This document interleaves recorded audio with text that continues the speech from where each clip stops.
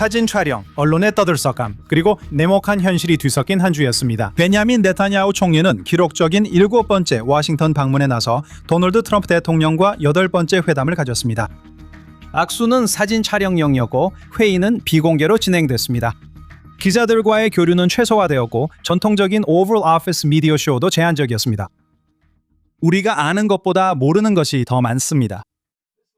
이로 인해 주류 언론은 상상에 근거한 추측을 사실인 것처럼 내놓는 것 외에는 더 이상 제공할 것이 없었습니다.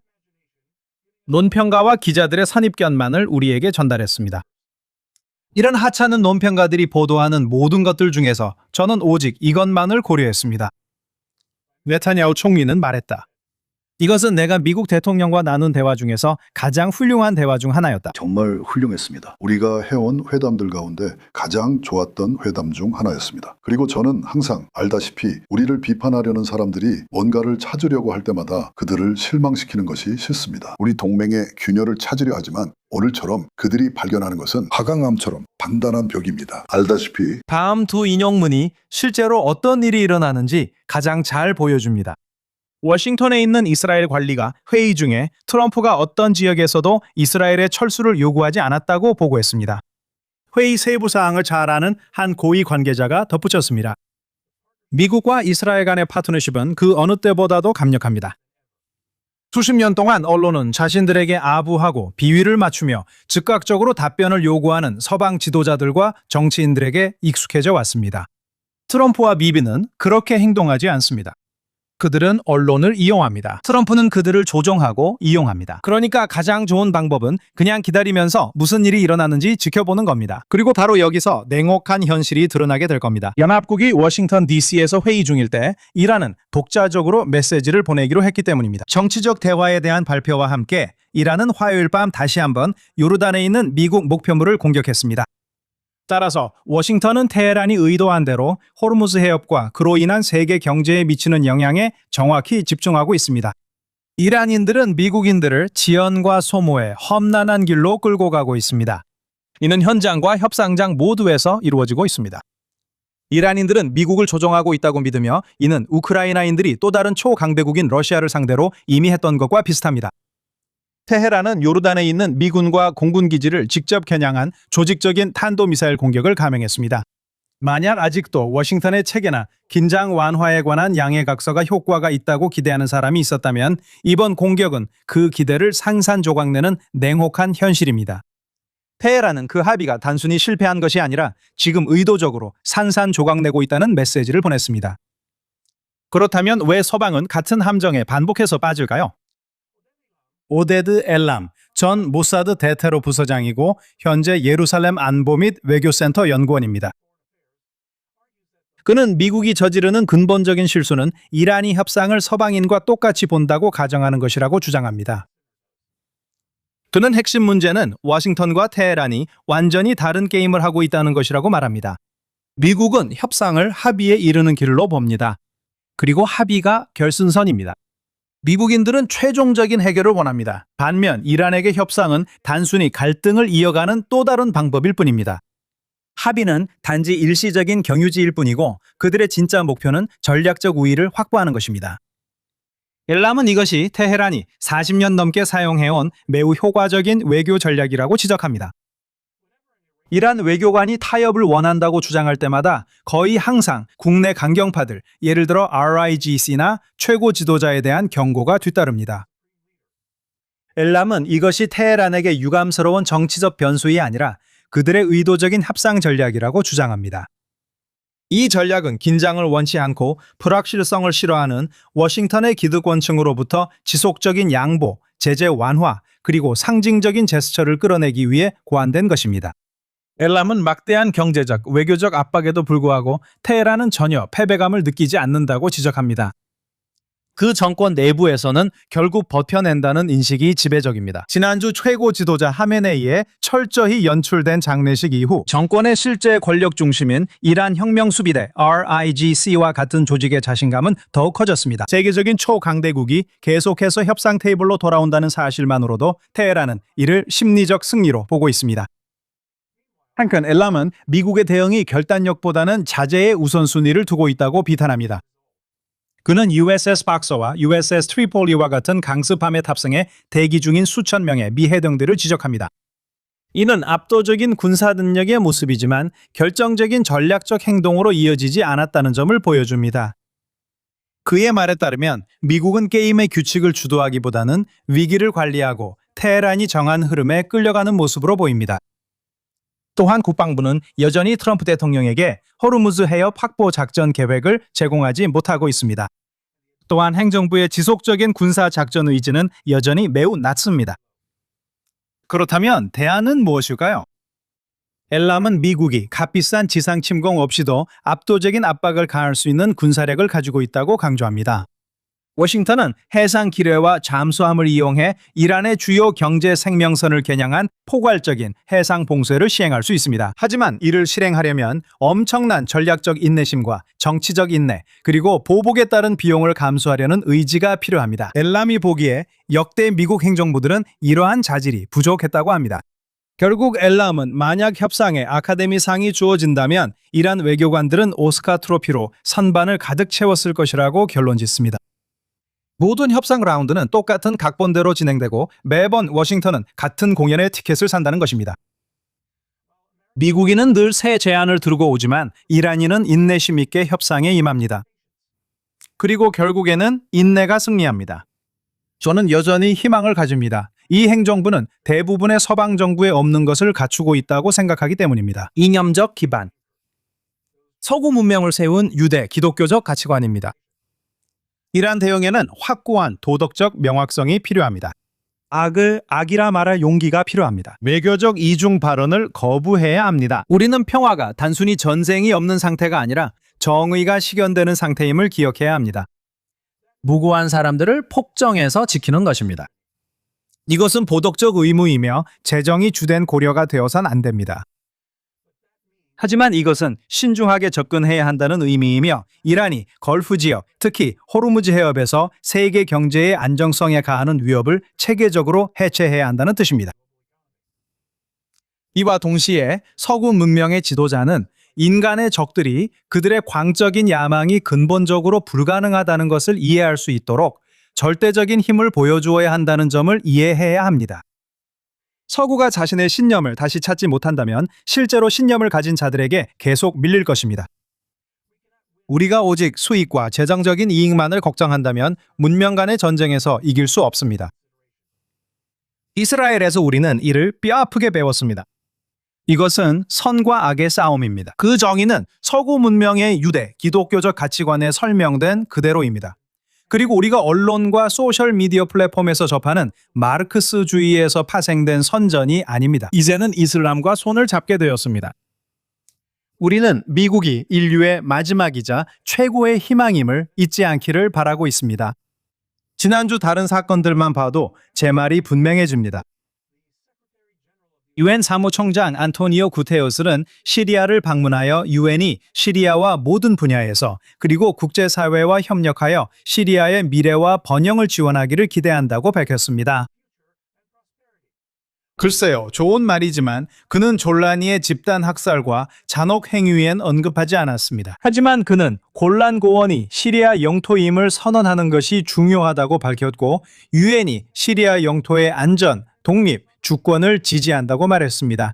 심각한 주권과 영토 보전 침해는 용납될 수 없으며 반드시 중단되어야 합니다. 저는 이스라엘이 1974년 군대 철수 협정을 계속해서 위반하는 것을 강력히 규탄합니다. 골란고원이 본래 시리아 영토라는 사실은 말할 것도 없습니다. 유엔의 목적은 국제 평화와 안보를 유지하고 국가 간 협력을 촉진하며 인권과 인도주의적 위기와 같은 전 세계적인 문제를 해결하는 데 있습니다. 하지만 그 사람과 그 조직으로는 희망이 없습니다. 우리가 다루고 있는 다른 전선들에서는 이번 주에 상황 변화가 있었습니다. 그렇게 부를 수 있다면 말이죠. 이스라엘과 레바논은 레바논 정부가 헤즈볼라를 억제, 무장 해제할 능력을 시험 중입니다. 이는 레바논이 자국 영토에 대한 통제권을 회복하고 이란의 대리 세력이 이스라엘 북부 지역 사회에 가했던 위협을 제거할 수 있기를 바라는 마음에서입니다. 지금까지는 약간의 문제가 발생했습니다. 헤즈볼라는 무장 해제를 거부 중입니다.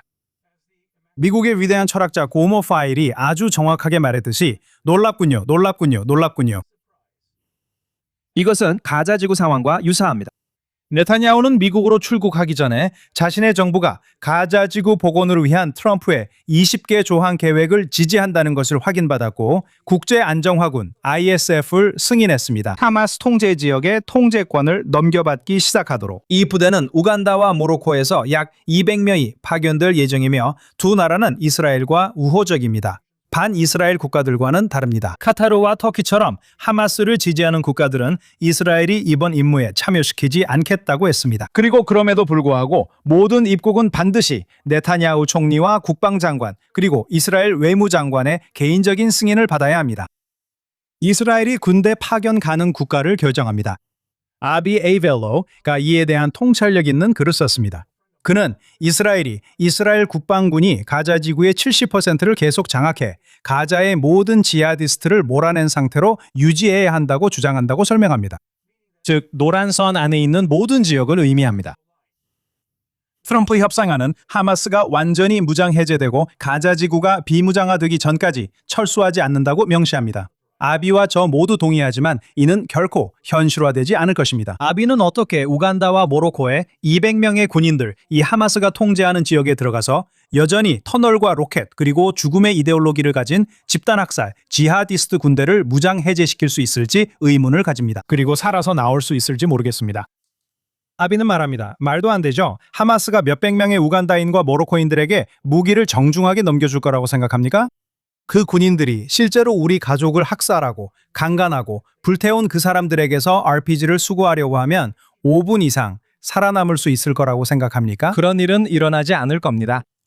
그리고 기적적으로 그들이 들어가서 학살당하지 않는다고 해도 이스라엘은 하마스가 완전히 무장 해제되기 전까지 가자지구 재건은 절대 없을 거라고 분명히 밝혔습니다.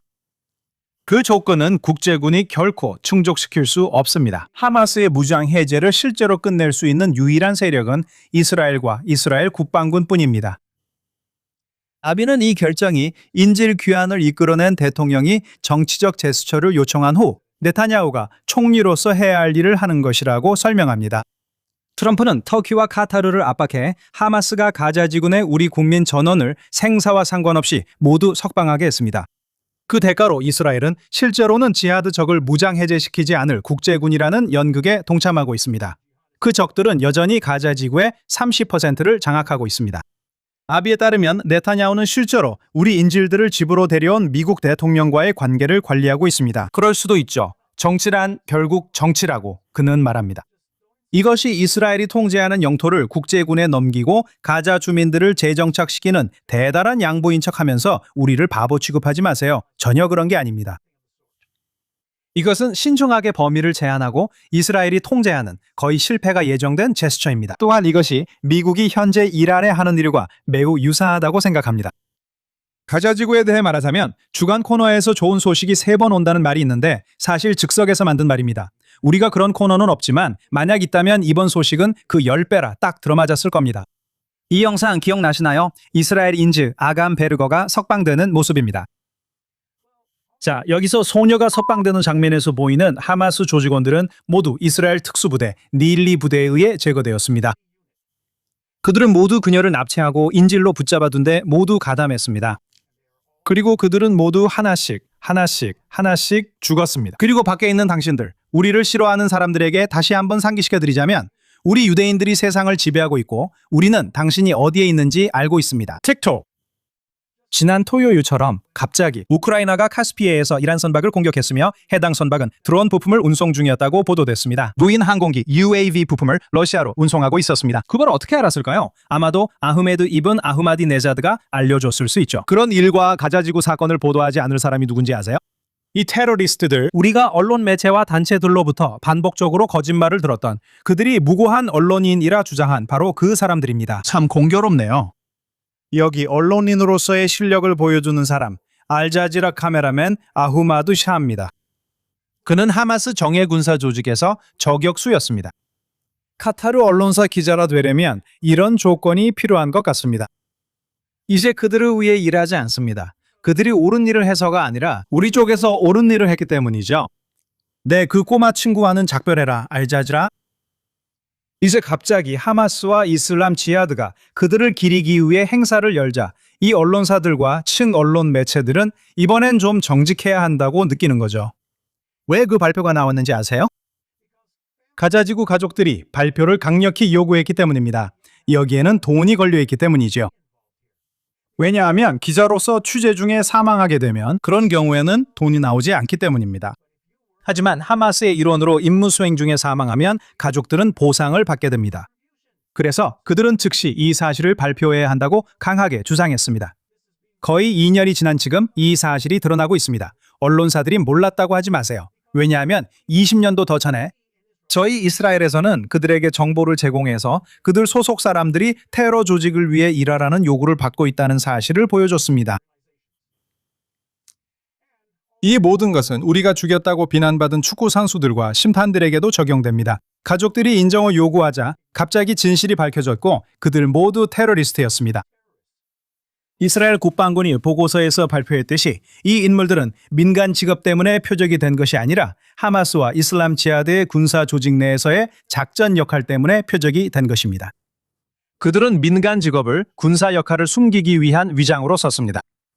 이스라엘 국방군은 합법적 군사 목표만 공격합니다. 군사 조직 요원의 민간 직업은 국제법상 합법적인 표적이 되는 것에서 면책 특권을 제공하지 않습니다.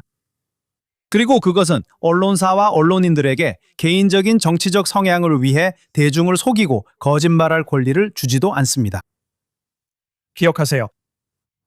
속임수를 쓰는 자는 내 집에 머물지 못할 것이며 거짓말하는 자는 내 눈앞에 서지 못하리라. 시편 101편 7절. 저는 다니엘 시몬입니다. 예루살렘 이스라엘 JNS TV 스튜디오에서 스트레이트업에 함께해 주셔서 감사합니다. 샤바 샬롬. 다음 주에 뵙겠습니다.